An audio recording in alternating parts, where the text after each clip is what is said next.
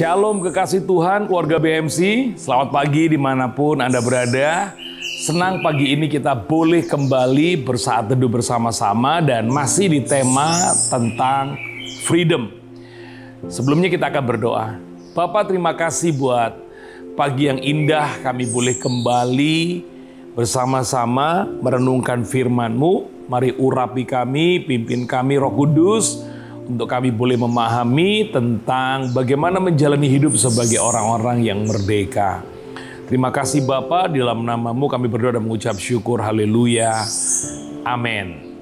Kekasih Tuhan, hari ini kita akan mau sharing bagaimana hidup menjadi orang yang merdeka atau hidup yang merdeka itu seperti apa.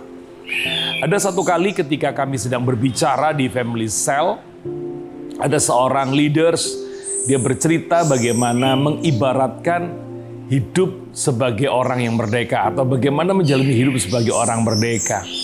Yaitu ibaratnya adalah ketika kita sedang mengendarai kendaraan kita, tentu sebagai seorang pengendara kita membawa kelengkapan-kelengkapan, ya, diantaranya SIM, STNK. Nah, ketika kita memiliki kelengkapan, saudara dan saya ini punya satu kebebasan, kemerdekaan. Tetapi ingat, sekalipun kita membawa SIM dan STNK, bukan berarti kita bisa sembarangan di jalan. Ada aturan yang harus kita taati.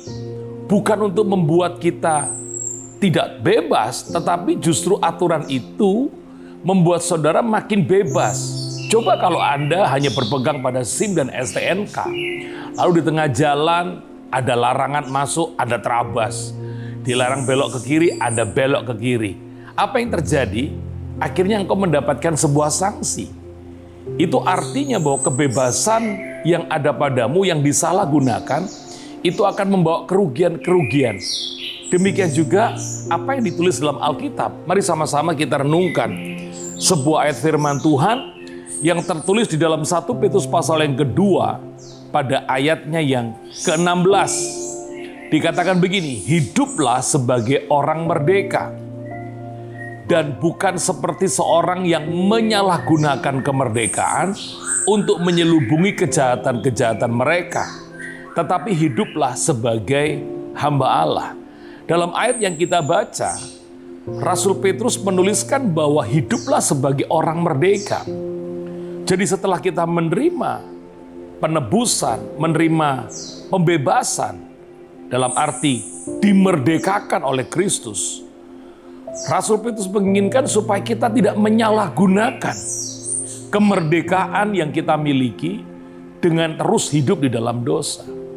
Itu sebabnya dalam surat Petrus, masih dalam satu perikop di ayat 11, dia berkata, saudara-saudaraku yang kekasih, aku menasihati kamu supaya sebagai pendatang dan perantau, kamu menjauhkan diri dari keinginan-keinginan daging yang berjuang melawan jiwa. Keinginan daging ini dalam bahasa Yunani adalah sarx, S-A-R-X, yang artinya adalah manusia berdosa ini punya kecenderungan untuk apa? Mudah kembali kepada dosa. Itu sebabnya setelah kita dimerdekakan, maka harus ada tindakan daripada kita untuk membawa diri kita menjauhi semua perbuatan-perbuatan kedagingan. Dalam hal ini adalah perbuatan-perbuatan yang bisa membawamu kepada dosa. Rasul Petrus mengingatkan itu. Sebab kalau kita membiarkan diri kita terus ada di area-area yang berdosa, memaksa diri kita ada di area-area yang berdosa, lalu kita kemudian jatuh dalam dosa.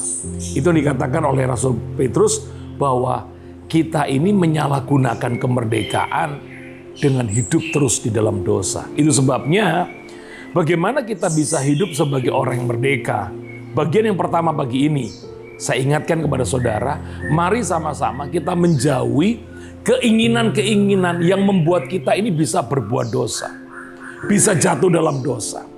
Itu yang menyebabkan kita kehilangan bahkan kebebasan kita, kemerdekaan kita menjadi terganggu.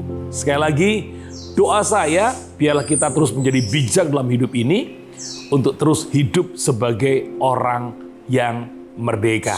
Besok kita akan lanjutkan lagi pada bagian yang kedua. Mari sama-sama kita berdoa. Bapa, terima kasih buat pagi ini kami boleh mendengar firman-Mu.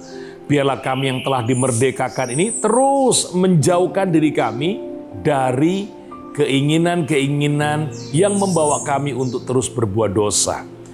Supaya hidup kami menjadi orang-orang yang benar-benar merdeka. Berkati semua kekasih-kekasih-Mu, keluarga BMC, pekerjaannya diberkati, kesehatannya diberkati, keluarganya diberkati, apa saja diperbuat Tuhan buat berhasil.